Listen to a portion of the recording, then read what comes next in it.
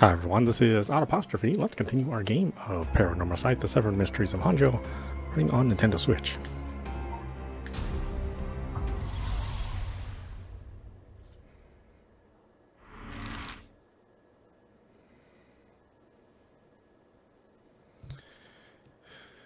Okay, let's go to Candy Shop, Sonoya.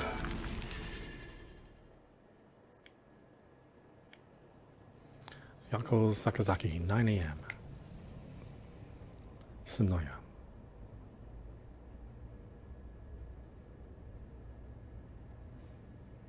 And so,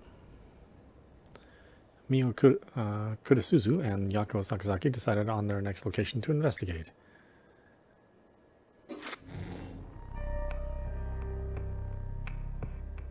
Oh, did I pick the wrong one?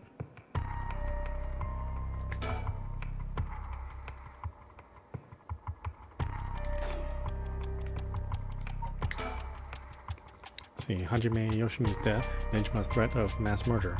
The problems just pile up, putting the detective's goal of collecting all the cursed stones in jeopardy. Tsutsumi leaves Edio to handle the investigation while he catches a quick break.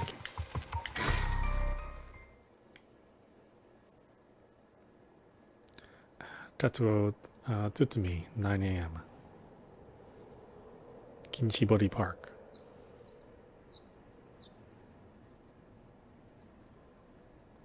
Sorry for the wait, boss, but I managed to gather some information. Took you long enough. Forensics has finished their investigation and the body's been carried away.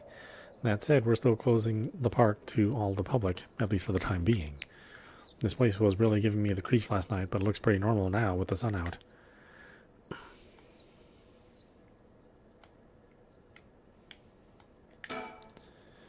He's been up all night gathering information. Must be nice to be young and have that kind of energy. I'm glad to have him on my side. It gave me a chance to rest up.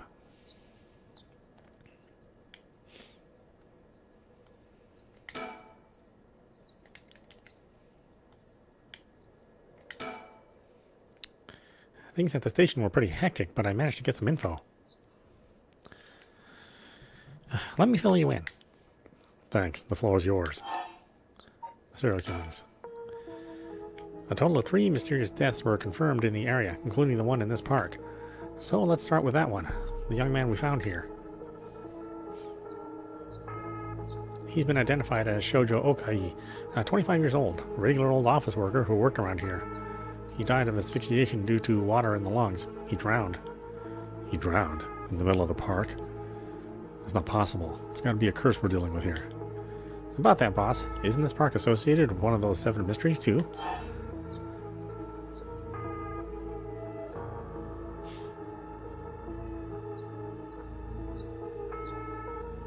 I think it's Whispering Canal, isn't it? That's right, the Whispering Canal. It does seem like there'd be a link between a canal and death by drowning, don't you think? Sharp thinking, Edio. You're starting to get the hang of this. So, let's assume they're related. What's next? Before that, the body of a woman was found behind a residential complex in Kamizawa. The victim has been identified as Tawako Hayashi, 29 years old. She was an office worker who lived on her own in the area. As for the cause of death, well, yes. The entirety of her body was crushed by some kind of strong external force. No murder weapon was discovered in the area, but considering the way she was found, we're looking for something large, flat, and heavy that could have crushed her in one fell swoop. Hang on, are you saying she was stepped on? Meaning...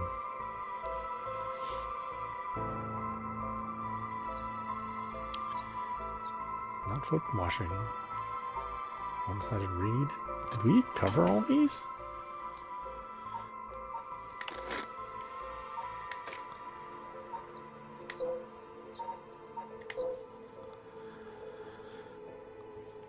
Let's see, fool's possession.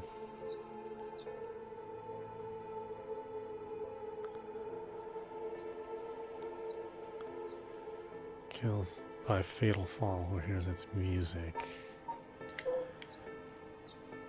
Beckoning light. We don't know anything about beckoning light, huh? 100 clappers is fire. Beach is hanging.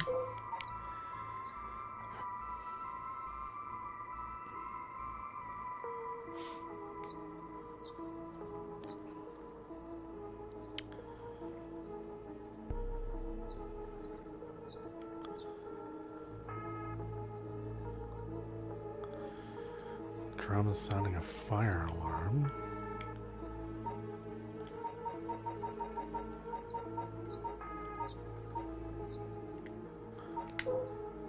One-sided reed. There was once an infamous rogue by the name of Tomizo who fell for a woman named Okama.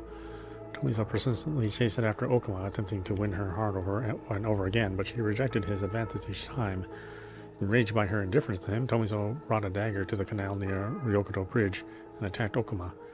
He cut the arm and leg off one side of her body, then threw them into the canal. Ever since then, the reeds growing along the canal have only sprouted leaves on one side.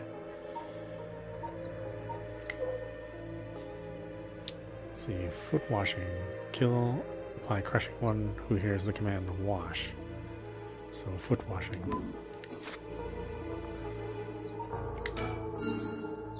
Exactly. Crushing is the foot washing man's modus operandi.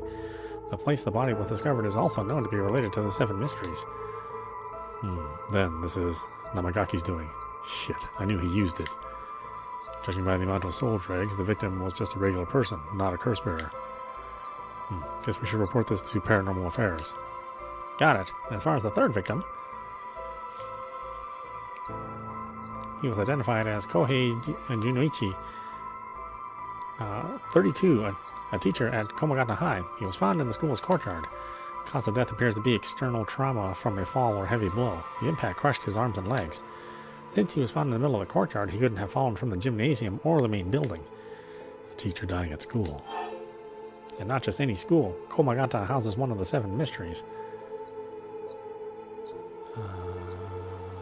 What was that? Beach?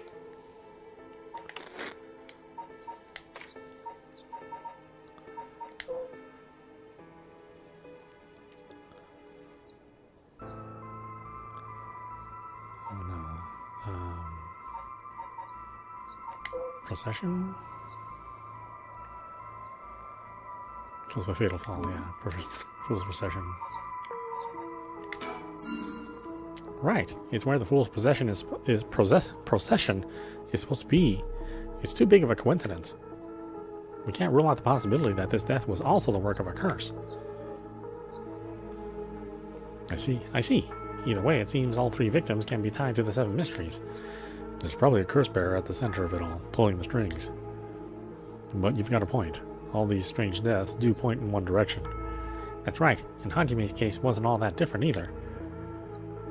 He also died of mysterious causes in a place connected to the 7 mysteries. Problem is that the timing doesn't match up. He died before the curses were activated. Could he have been hit by a different curse? One that didn't have anything to do with the 7 mysteries?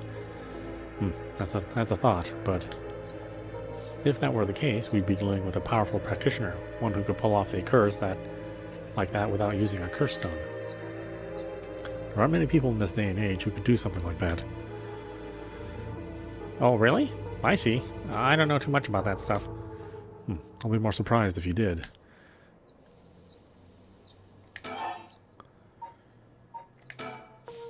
Well, looking at all these deaths, it seems like many of the curse bearers acted last night. But we can't rule out that there were more killings from which the bodies haven't been found. Yikes, I hadn't thought of that. But there is one silver lining.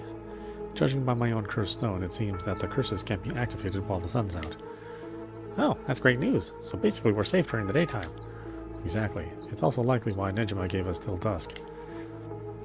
He must have known that the curse stones couldn't be used during the day.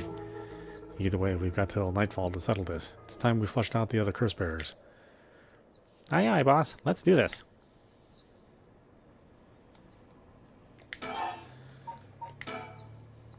At the moment, we only know the identity of 4 curse bearers, you included. Yutaro Namagaki had the foot-washing mansion, and Hideki Araishi had the ever-burning lantern. We've got both of their curse stones. And then there's Nejima, who claims he has the one-sided reed. Yeah, that about sums it up. Okay, so yeah, these are all known curse bearers. Haunting Clappers is Haruhe. Evergreen Beach is Tetsuo. Foot Washing Mansion was Yutaro, but now Tetsuo has it. One-sided reed is Fumichika. Ever-burning lantern. Wazedeki, now it's Tetsuo. So, Whispering Canal, Beckoning Light, and Taiko Suguru. We don't know.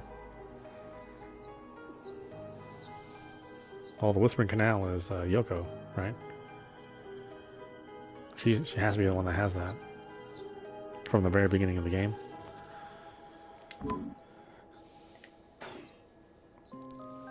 We better figure out who the remaining 5 are quick. How should we go about looking for them? There's no point in searching blindly without a lead. Let's focus on other things for now. Tracking down Nejima may lead us to the other curse bearers too. Either way, he should be our top priority. He could do some real damage if we don't get to him. I also want to look for more info into Yoshimi.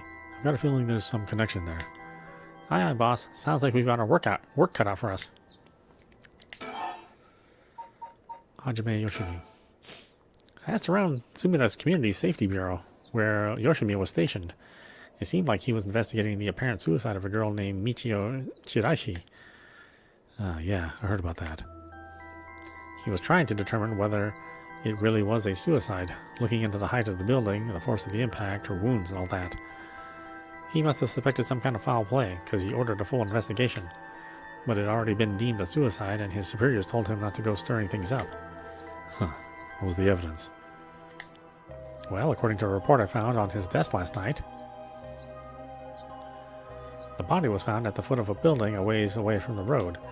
There was no evidence of vehicular collision, so it was ruled a suicide, but he thought there was more to it. Yes, a truck or other flat-faced vehicle traveling at high speeds could have inflicted similar damage. In other words, sometimes a traffic accident can look an awful like a fall. So, there's a chance that it wasn't a suicide. Well, what a terrible way to go.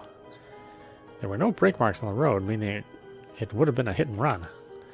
The vehicle would have hit her without slowing down at all. This is turning into quite the grisly case. But the vehicle couldn't have come out from a collision like that unscathed. Exactly, so I asked the traffic bureau to keep an eye out for any vehicles with frontal damage. But I haven't heard back from them yet. I don't think they're looking very hard. So we've got no proof. That said, if it was a traffic accident rather than a suicide, it's possible that someone silenced Yoshimi because he was on the verge of discovering the truth. That's true. You think the driver is the one who did him in? Not quite. Yoshimi had already talked to forensics and the traffic bureau, right? His death wouldn't have covered things up. You're right on that. Even if the suicide was a cover-up for a hit and run, it doesn't seem like enough reason to kill a cop. Oh, that's right. Unrelated, I got something else too. I managed to get a hold of Michio Shiraishi's address. Yoshimi went there a bunch over the course of his investigation. Might be a good idea for us to drop by too. Good thinking. Hopefully that'll give us some more leads. Alright, let's move on to the next topic. Remember the girl Yoshimi met with the day before he died? One Hitomi Okuda? Community Safety didn't have any contact information for her on hand. Not even an address. Well, they had her parents' information, but when I called, they said they hadn't heard from her in a month. Lots of family issues from the sound of it. They even said they didn't want anything to do with her anymore. That said, she still goes to school once in a while, so we might be able to find her there. Not sure we really have the time for a stakeout right now. But she could be a key witness. Can't we have Community Safety track her down for us? We can ask, but it might be tricky to get it done today. For starters, Komagata High School is closed today. Because of that teacher that died. That's right. Alright, but if it's not something we can do today, we may have to forget about it. Let's move on then.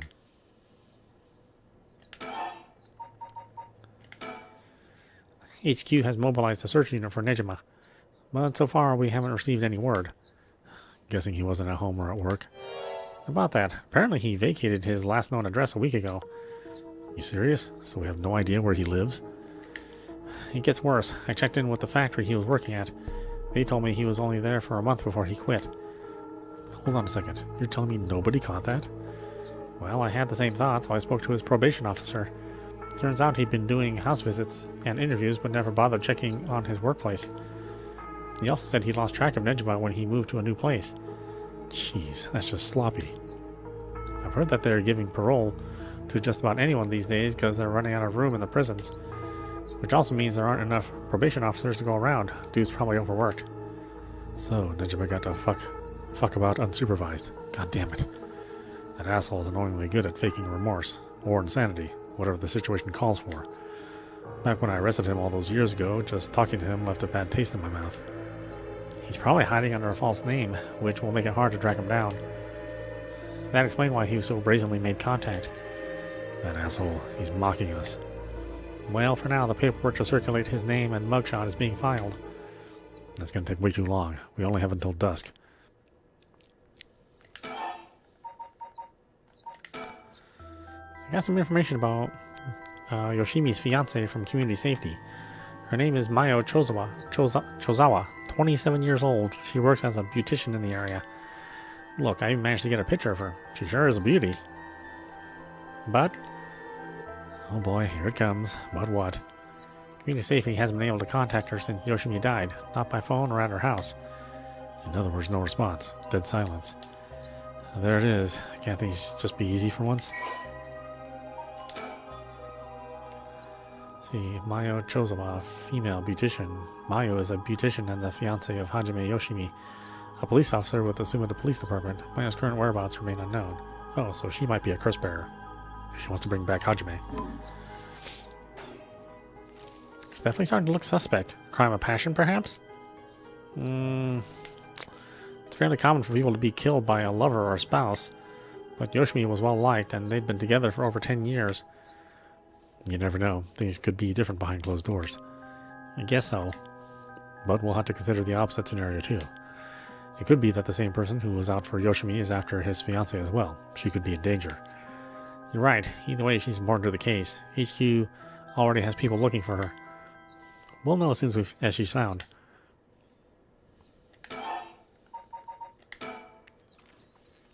Speaking of Nejima. Yeah. Did you manage to reach your daughter? It'd be best to put her into protective custody as soon as possible. Not yet. We can't reach her. They called, but she's not picking up. Wasn't home when they went to her house either. That's not good. Does that mean she never came home? And why weren't you the one trying to reach her? Shut up. I don't have her contact info, right? Damn, she really doesn't trust you, huh? Either way, I told her mother that it was an emergency and that we'd send an officer to find her and get her to safety. She was real reluctant, but I got her to agree. I guess that explains why you got divorced. But if you, her former father, can't find her, how the hell did Nejima do it? Former, eh? That cuts deep. Yikes, sorry. I just kind of slipped out. Anyway, I suspect it has something to do with his curse echo. Back on topic already, huh? He said his curse could kill a lot of people in a short time. It may even allow him to act from a distance. We see. A one-sided read. What was that story about again? Something about a man stalking a woman who goes insane and chops her up? Oh, right. One of the more gruesome of the 7 mysteries. As for Nejima's whereabouts, all we can do is throw more people at it until we find something. I'll check in with HQ frequently to see if they've got any updates. And that's about it. Shall we continue our investigation? We could go to Komata High School to look into Hitomi Okuda, or go to Michio Shirashi's house to find out more about her. There's a lot we need to do, but not a lot we can do. This ain't looking good. We're gonna run out of time if we don't do something. We gotta keep moving.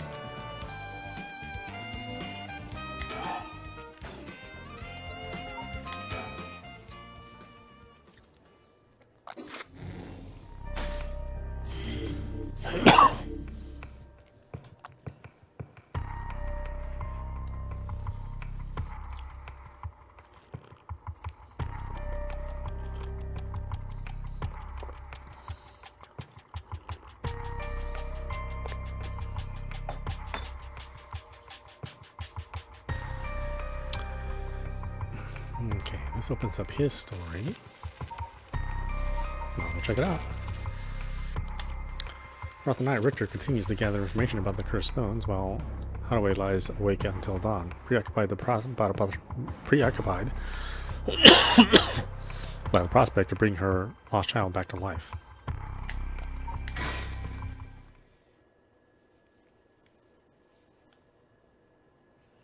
Haruhe Shigema, 10 a.m.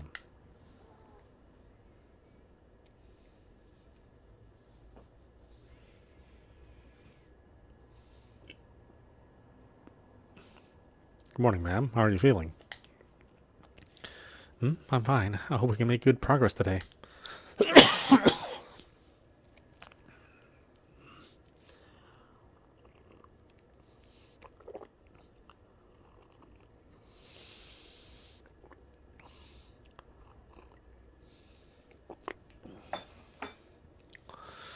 How's your curse stone looking? I haven't felt anything from it since sunrise. Interesting. It's possible that its powers can only be unleashed at night then. That aside, why are you so late this morning? There are unfortunately some things that can't be investigated while the world slumbers, but I did get some research done in what limited time I had. Very well, let's talk. This is the old mansion where I was born and raised.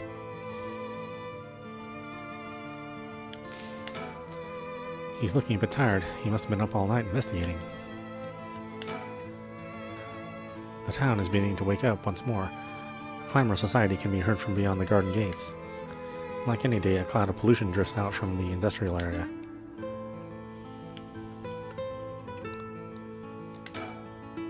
No one's in the mansion at the moment. The door has been locked shut. The housekeeper has already left after cleaning and preparing food. Oh my goodness.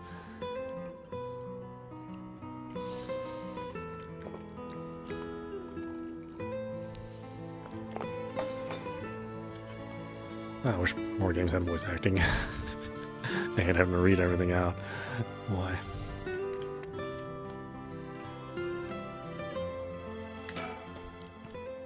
By the way, there's something I wanted to talk to you about. What was that? Our current plan is to steal a curse stone that's already absorbed soul dregs, but I'm wondering if it would suffice to not steal, but instead negotiate with a curse bearer and have them use the right for our purposes. Oh? I mean, I suppose that would accomplish the same, but do you think it's possible? As long as we offer compensation, it may prove much easier than you'd expect. Compensation? Cash, for instance.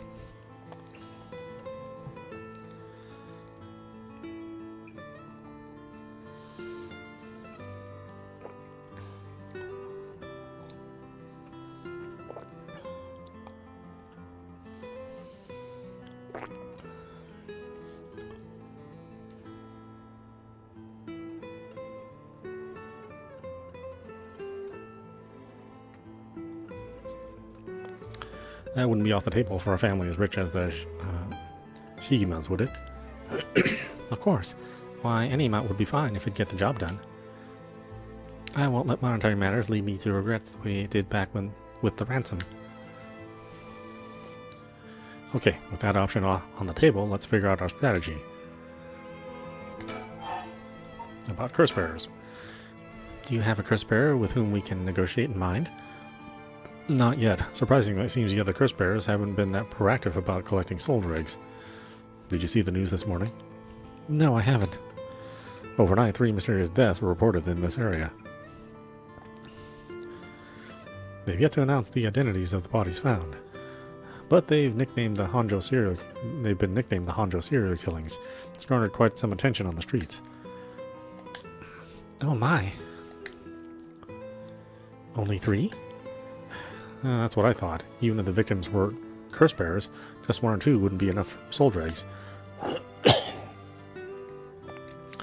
And for what those curse stones are capable of, a mere 3 victims seems a little on the low side. With this little activity all throughout the night, the curse bearers must be a cautious bunch. What's holding them back? Are we not all after the power of resurrection?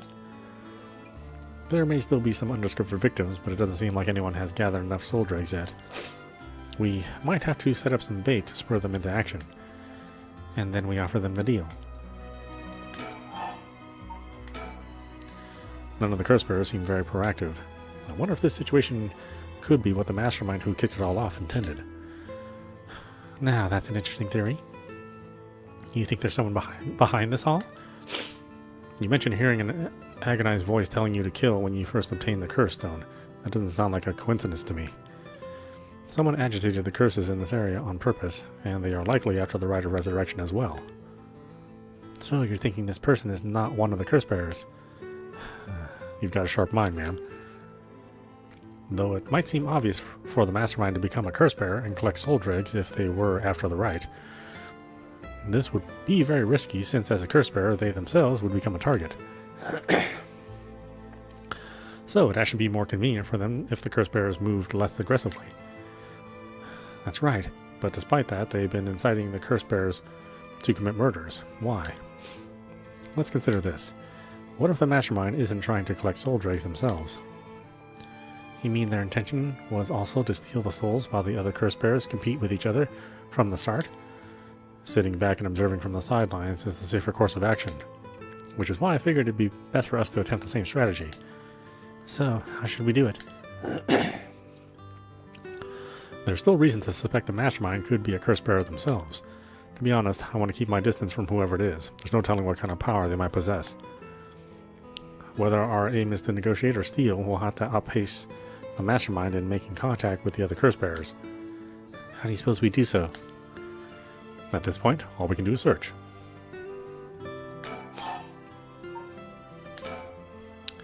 If there's a mastermind inciting the curse bearers to collect soul dregs, can we be sure there even is a rite of resurrection? Good question. The rite could be nothing but a myth fabricated to spur the curse bearers into action. Seeing it might be for naught. Do you want to give up, ma'am? Never. Understood. After all, we'll never know the truth unless we see it for ourselves. But we'll do it without using the curses ourselves. By the way, I met a few people who seemed like potential curse bearers last night. I did some investigating into all of them, but I only managed to get a detailed information on 2. You're quick. I suppose that's to be expected from an investigator extraordinaire. I appreciate the flattery. First, there's Ayami Tono, the girl we talked to before, though she isn't a curse bearer herself. She's a student attending T University of Art. She currently lives alone in an apartment near Midoricho Park. You even determined her address. You're not one to be underestimated, Mr. Investigator Extraordinaire. I called every single university with ukiyo-e in the curriculum pretending to be her parent. I went around to check on her place on the way here. Doesn't seem like she returned home last night. I'm worried she might have run into trouble. Didn't you attempt to follow her last night? I'm embarrassed to say, but I couldn't. She shook me. I couldn't keep track of her. And here I thought you were an investigator extraordinaire. I'd like to learn more about her, but it would take some time. She is planning to steal the curse stones, just like us. It's best we act carefully around her. Next is the tall man who was dressed in black. I met him near Kinchiko. He stood out with the way he dressed. I managed to get some good information on him. Impressive. What can I say? He works as the secretary to Hinako Soap's chairwoman. I believe his name is Takumi Yumokia. The Hinako Soap's headquarters and factories are both located in Honjo, correct? Yes, they've been here for a while, but it's only in the past 10 years that the company has shown significant growth. I remember seeing the chairwoman on the news a few years back. She seemed very shrewd. With the increase in sales, I'm assuming she'd want her factories running at full capacity. But with the harsh restrictions against industrial waste, a lot of factories with older equipment had to be shut down. That's right. Even 10 years ago, there were many complaints about chemical plants dumping waste into the river. Most companies back then were more concerned with making a profit than protecting the environment. I wonder what a man working for such a company would have been up to in the middle of the night. On the way here, I stopped by the company's headquarters, but they hadn't started for the day. I should have better luck later. Let's hope you will. Perhaps they're interested in seeing if the rite would be beneficial to their product research into beauty and skincare. Now that's an interesting thought.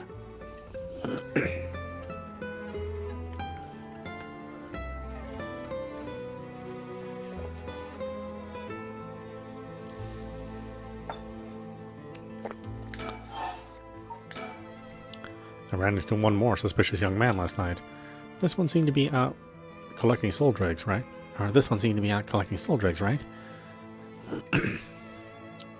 Indeed.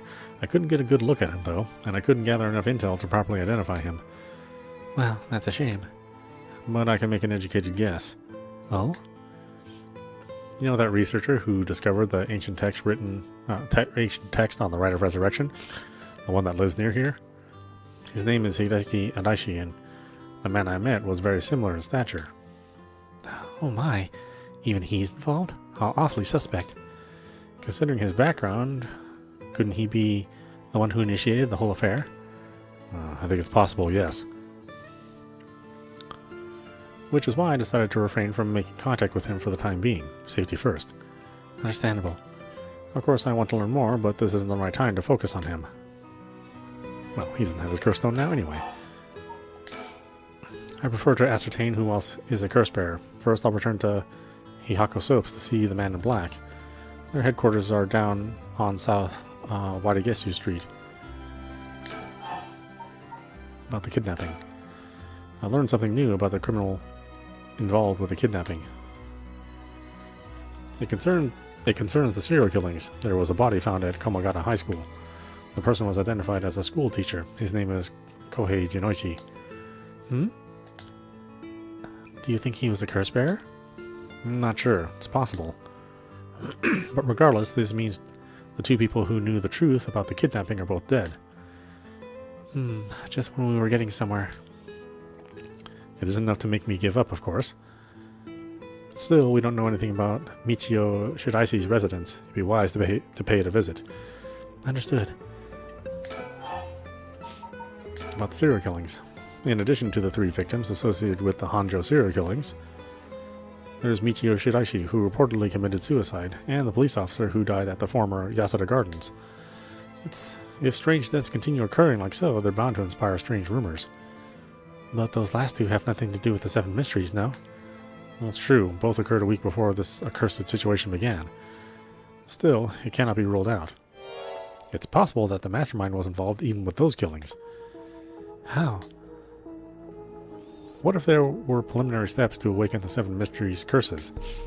Can we really assume they're unrelated just because the timing doesn't match up? Or rather, the police officer's death is so baffling that it'd be easier if it were connected to these curses. The victim wasn't the type to be caught off guard easily. You seem to know a lot about this. I suppose we weren't strangers. My personal feelings might be wrapped up in this one too. I see. If you were to investigate this matter more, you might get a lead on the mastermind. You're right. If we wish to focus on the mastermind's identity, this would be a fine starting point. We might even discover more deaths related to the curses on the way. We should pay attention to today's news. Well, that's all I have to report. Shall we continue with our investigation?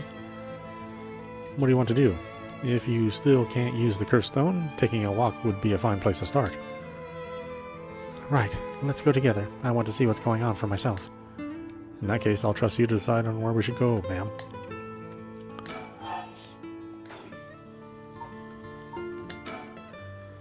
Where should I go to begin my search? Which places have stood out to me the most so far?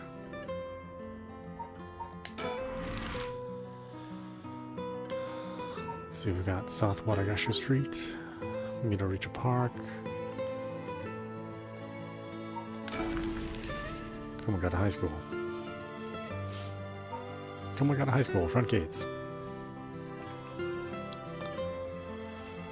Here we are at Ground Zero, Komagata High School. I guess it's logical that the police got this place shut down. The teacher's body was found here after all. It's as if the students have nowhere to go now that the school is closed.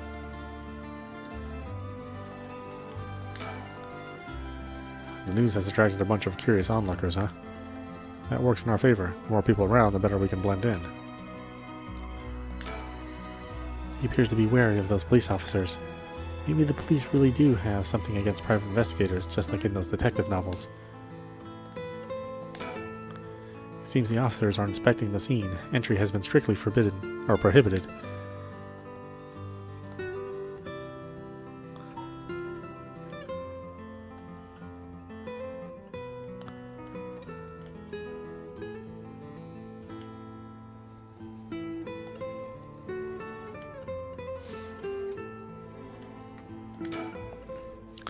This place is said to be connected with the story of the Fool's Procession. I wouldn't be surprised if a curse bearer decided to turn up. However, I need to find out if that teacher was a curse bearer or not. I expect the police to be baffled since they don't know about the curses. I can ask around and see what the students have to say. Let's ask. Alright, I'll go ask the students about Michio.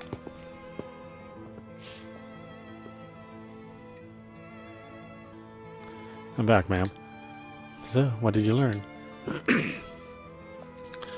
That school kids sure do love a good rumor. I was practically drowning in stories about Mr. Jinoichi and Michio, most of which seemed dubious at best. Not surprising. Most of what I heard was hardly worth a second thought. But there was one story that caught my attention. Oh? Some believe that Michio is the one who killed Mr. Jinoichi. Really? The story's got 2 pieces of evidence to back it up. One of them wasn't news to me. Apparently he's been mumbling that Michio was going to kill him for some days now. A fellow teacher overheard his mumbling and told the students. And then it spread like wildfire, I suppose. Rumors that juicy don't stay a secret for long. As for the other piece of evidence, a pigtailed girl in her school uniform was seen around school late last night.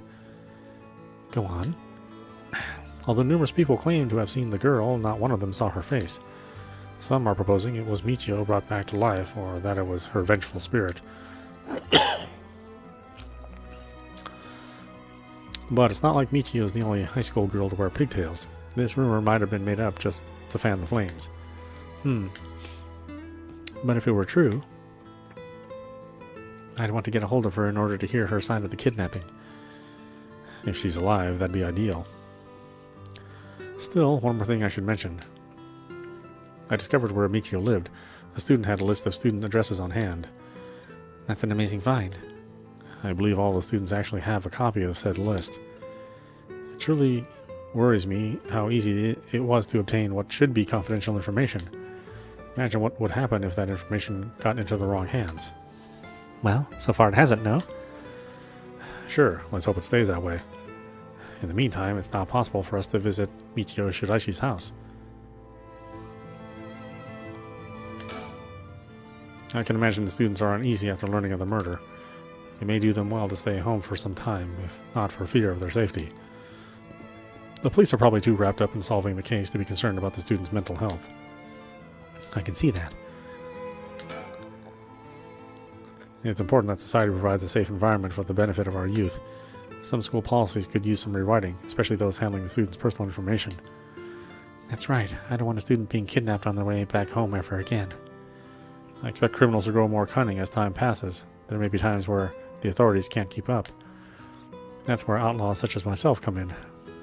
What's this about? Actually, just forget I said anything.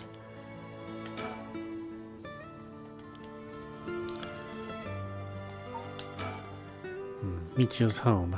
I'd expected her family might be able to tell us more, but it's a hard topic to bring up so soon after her suicide. However, it's normal for a high school girl to keep things hidden from her parents, especially if it involves criminal activity.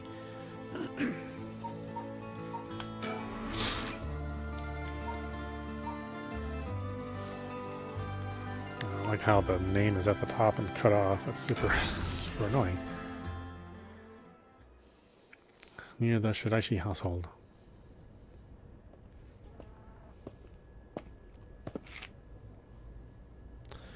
How'd it go? I went to visit Michio Shiraishi's family home. However, no one seemed to be there. I got no answer at the door, and all the lights were out. Seems to have been empty for a while now. There was a stack of newspapers out front.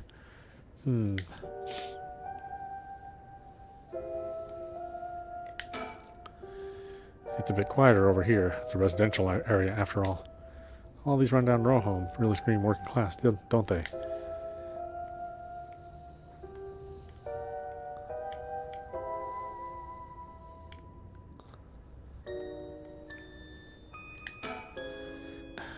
I never like these messy and cluttered back streets. They give me the jitters every time. It's reassuring to have someone as strong and tall as Richter accompanying me. He looks so unfazed. I suppose a detective is used to this kind of thing, always investigating and chasing criminals I wouldn't be cut out for.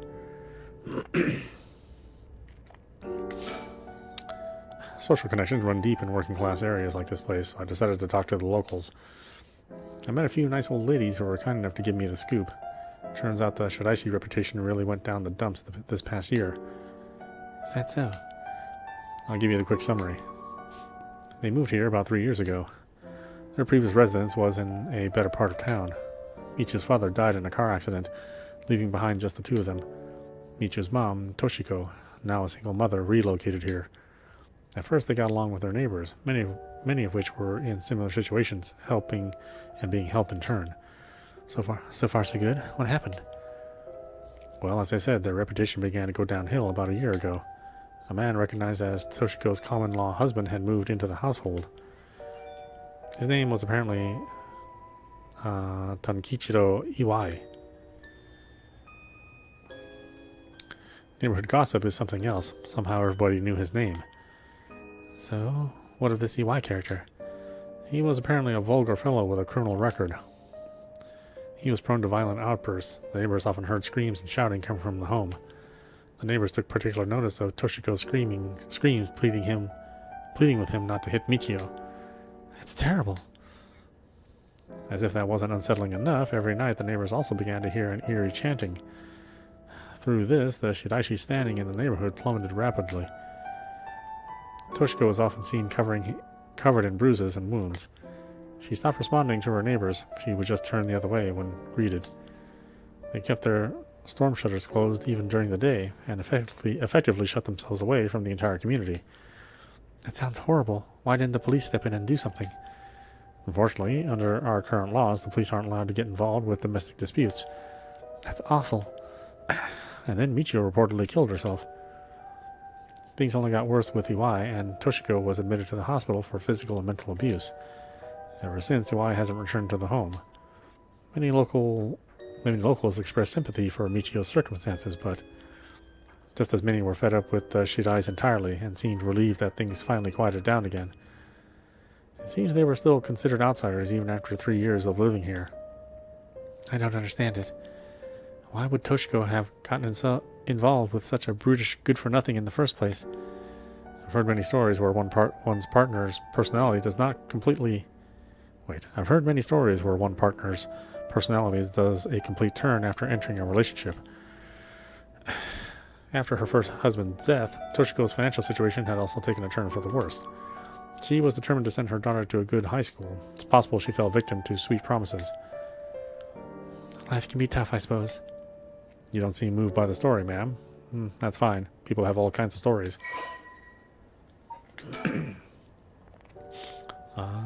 Let's see. Kankichiro Iwai, male unemployed, the common-law husband of Michio Shiraishi's mother, Toshiko Shiraishi. Kankichiro started coming and going from the Shiraishi household a little over a year ago. Seems he has served some time in prison, but the details are unknown.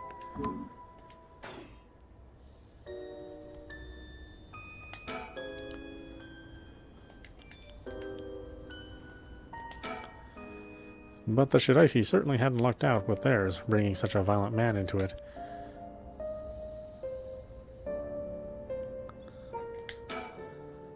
The Shiraishis were dealt a tough hand. I can't imagine what it was like. Could it be the girl was forced by her circumstances to take part in the kidnapping?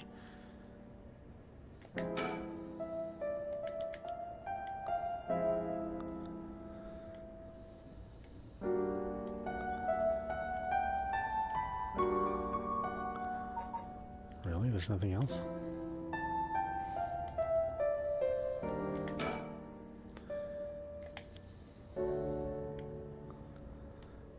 Guess we move on.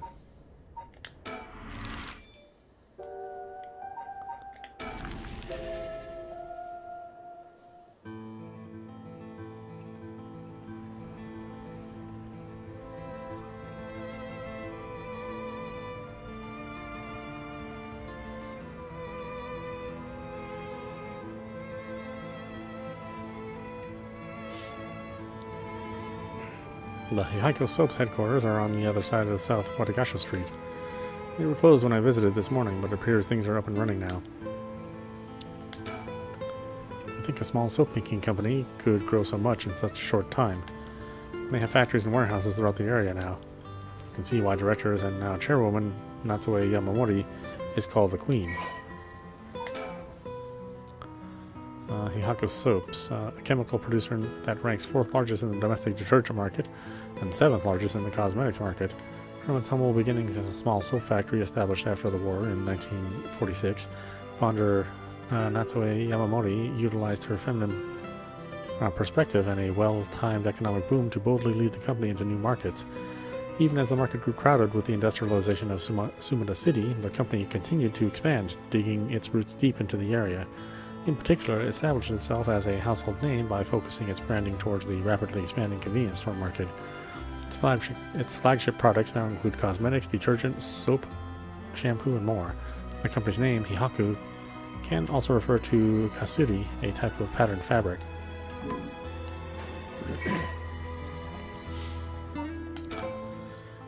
A person of interest, Natsue Yamamori, female, company chairwoman. Natsue is the former president of Hihaku Soaps, a large chemicals company.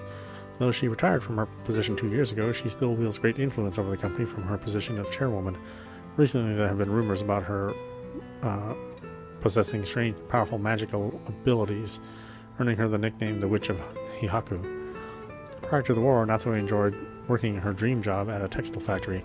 She was forced to face the bitter reality of the world, however, when the factory was destroyed by a fire during the war, and she was ordered to rework the fabric she had painstakingly crafted into something more suitable for blue-collar work. Witnessing the rise in the popularity of Western-style clothing in the post-war period, Natsue left the textile industry. However, a nod to her past can be seen in her company's name, with Hihaku being another name for kasuri, a type of fabric featuring patterns and images woven with dyed fibers. Having long been dissatisfied with the soap supplied at the textile factory, Natsue saw a business opportunity and set up her own small soap factory. Taking inspiration from imported soap brands, she developed new products which quickly gained a good reputation. A rather shrewd businesswoman, Natsue ran an aggressive promotional campaign on TV featuring a popular Japanese singer, rapidly turning Hihaku Soaps into a household name. You mentioned that Takumi works as her secretary. That's correct. Do you think it's possible he's acting on her orders? That's exactly my thinking. A curse bearer with both money and power could certainly look at resurrection as their next prize. Negotiating with a person of that stature may prove difficult.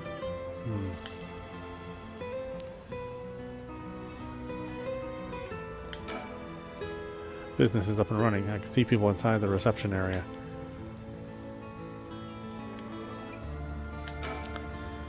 Back in the Edo period, the canal known as South Watagashu ran through this area, but it's been turned into a major road. It's a bit away from Kinchiko Station or Ryogoko Station, though it's still considered a nice area. The stories of the ever-burning lantern and the foot-washing mansion both took place around here. One of the bodies discovered this morning was found by this road as well.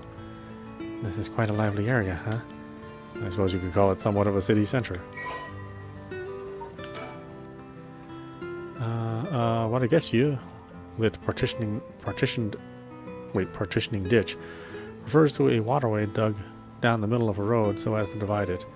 At the dawn of the Edo period, the Honjo district was little more than a collection of suburban rice farms. As the area became more developed, the South Watagashu was excavated in order to drain rainwater into the Yokojikan River to the east. Though it served the people long and faithfully, it was converted into an underground culvert at the beginning of the Showa era. In the present, no trace of it remains on the surface but the street that bears its name. Boy, this is like the backstory king, let me tell you. This is...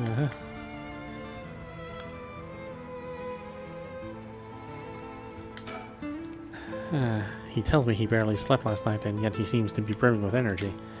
Was I too resilient? Was I too that resilient at his age? Perhaps it's what sets apart a detective from the rest. First, I need to confirm whether Takumi is the man I ran into last night. Then I'll be able to determine if he's a curse bearer. It'll be better if I go inside the headquarters alone. You should walk around and visit a cafe for some tea, perhaps.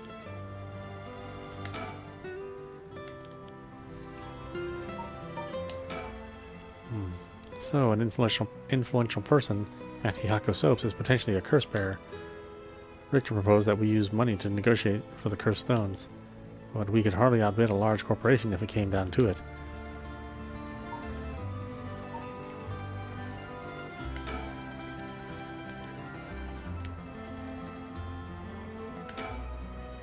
I'm going in. It may be a while, so feel So feel free to find somewhere to kill time.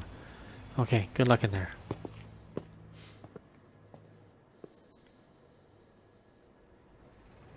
Sorry to keep you waiting. How'd it go? I'll fast forward to the conclusion. I met with Takumi. There's no doubt he's the same man I saw last night. But it doesn't seem like he's a curse bearer. But that doesn't mean he has no connections to the recent curses. He knew about the 7 mysteries. He even guessed we have a curse stone of our own. Excuse me?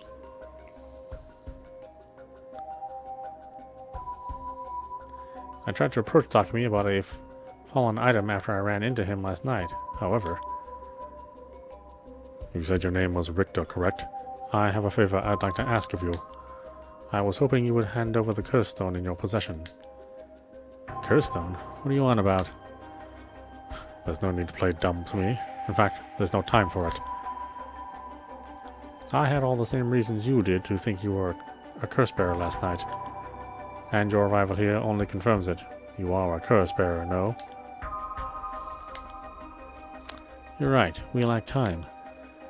I'll confess, I am a curse bearer. I possess the curse stone of the haunting clappers. I'm glad to hear the truth.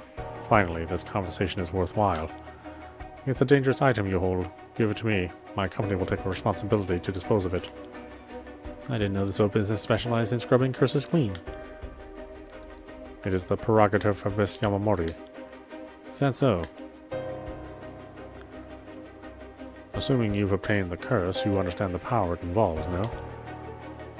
Miss Yamamori possesses supernatural powers akin to those of a god. She also has a deep love for this land, having transformed it from the pile of dirt it once was to the home of our headquarters. She cannot stomach the fact that it's now the site of these curses run rampant. So, you're telling me the Queen of Hihaku is a real-life witch? She wouldn't appreciate being called that, mind you. There's a sorcerer by the name of Suigen Gamyodo, who gallantly working behind the scenes, exercising spirits and the like. Go on. That being so, there have already been instances of the dead coming back to life. Do you understand the urgency of this matter? These are curses we're speaking of, tools which are used by wicked beings to possess people. The rite of resurrection is nothing but a fabrication meant to seduce the curse bearers into unspeakable action. If you truly understand what I'm talking about, you must hand over that curse stone at once. Very interesting. With that said, just how many curse stones have you acquired so far? If what you tell me is true, surely the company would have launched a large-scale search by now. We have 6. 6? Oh, I can rest at ease then. And here I thought I was at risk of being cursed. It seems we're on the same page. If that is the case, you should hand over your curse stone immediately. I'm sorry to disappoint you, but it's not actually in my possession at the moment. Considering its importance, I've been keeping it in hiding. Really now. Then I'll accompany you while you retrieve it. I'm sorry, but I've got something important to attend to. But I promise, I'll return with it later. Very well. Then you won't refuse to provide your address and telephone number, I presume. How prudent of you. I'll oblige. Interesting. They've been busy. And that's how it went. So, they aren't after the right after all. I wouldn't be so quick to trust him. Oh? I believe we're dealing with a master in deception. He may well have made up a story to convince us to part ways with our stone. I think he was lying about having procured 6 curse stones as well. Like, really? 6? That's excessive. Well, now I feel gullible. The company is plotting something. I wonder what they mean to do with the curse stones. He seemed rather desperate to get a hold of ours, despite us not having collected any soul dregs. Perhaps the people at Hihaku are the masterminds behind the curse being unleashed. Because the chairwoman's a witch? I wondered about that too. If she really were that powerful, would her secretary have divulged that information so casually? Takumi was either making it up as we went, or he's trying to spread a rumor. For what purpose would he do that? Recently, people have been caught up about the occult more than ever before. If word spreads that Hihaku's chairwoman has godlike powers, She could very well benefit socially and politically from that mystique. That's unsettling.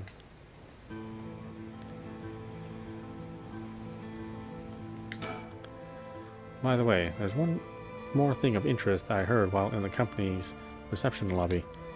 And what was that? People were discussing whether one of the bodies found this morning was that of a Hihako employee. Really? So long as the officials haven't revealed the identity, it all amounts to no more than speculation, though. Despite that, I have reason to believe that Hihako Soaps is deeply involved with the Seven Mysteries.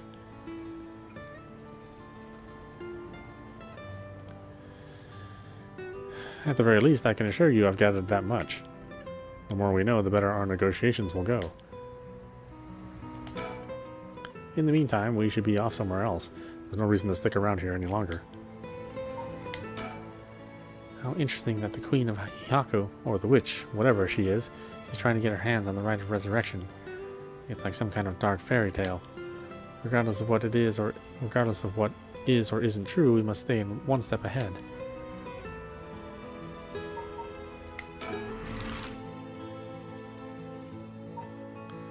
Mysteries Park.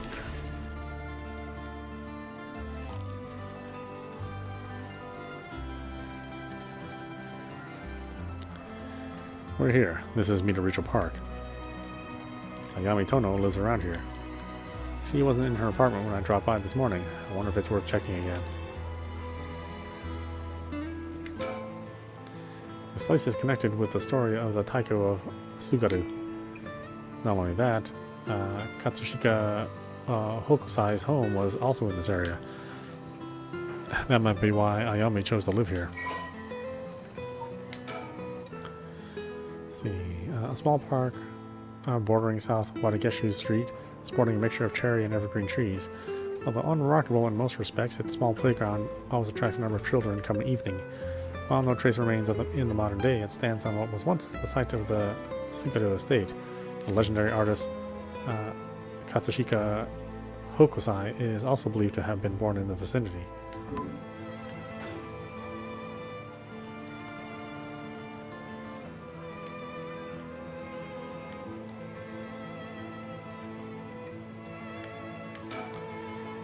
It's always heartwarming to see children playing in the park.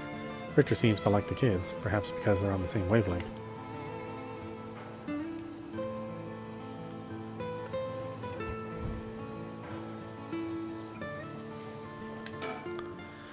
We won't get much done standing around here.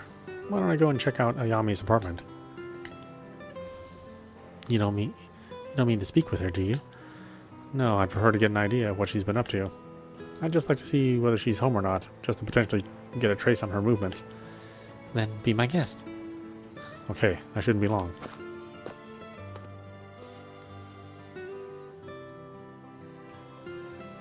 I'm back, ma'am.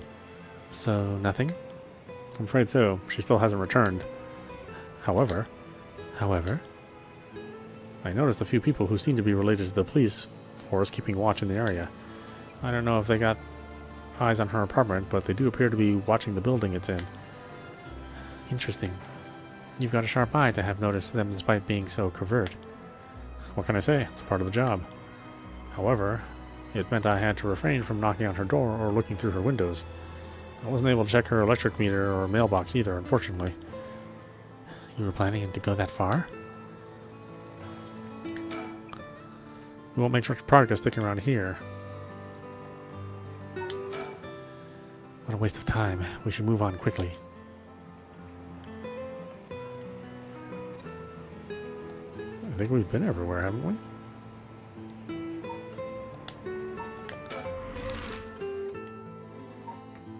South Wadageshu Street.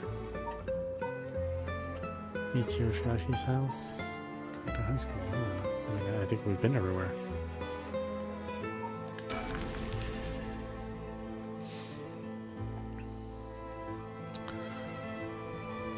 Yeah, because this is the soap factory. The Hihako soap headquarters are on the other side of South Wadageshu Street. Yeah, we've been here. Nothing else here.